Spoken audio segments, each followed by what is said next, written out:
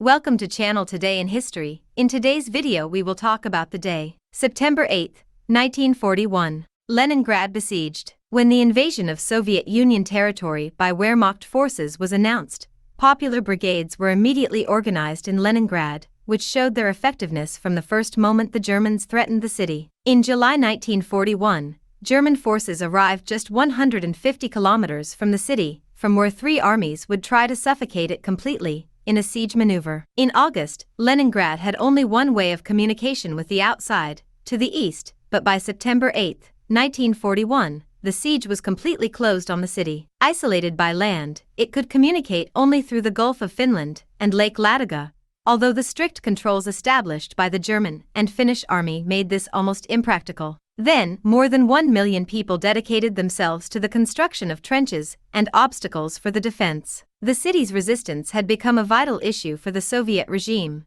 In the face of propaganda and the spirit of the combatants, the symbol city of the October Revolution could not be allowed to fall into enemy hands. However, shortages of food and ammunition, and constant bombing and attacks by the Wehrmacht and Luftwaffe made the situation untenable. The armaments industries did not stop their production, manufacturing combat vehicles, engines, cannons and ammunition of all kinds. No one expected to receive help from the interior of the country, as the rapid invasion had dismantled their systems of organization.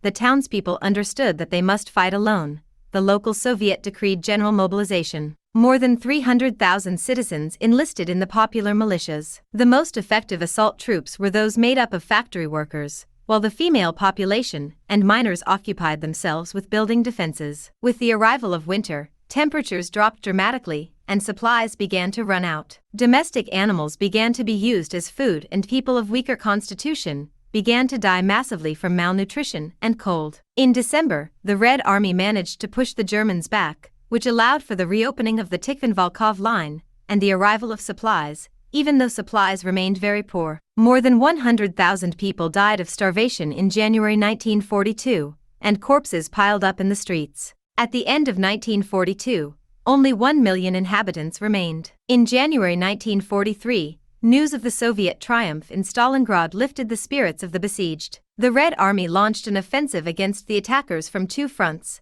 the interior of the city and the enemy's rear. The breaking of the siege allowed, from then on, to establish railway communication with Moscow. The regions inhabited by the civilian population were chosen as targets of massive bombing by German aviation, in order to provoke panic among its inhabitants, until on January 14, 1944, the definitive battle for the liberation of the city began, and in the end of the month, Leningrad was released after 900 days, almost 3 years of harassment. Did you like the video? In the description you will find the blog link with the full article. Give an incentive by subscribing to the channel, liking, commenting and sharing with your friends. Hugs. Until the next.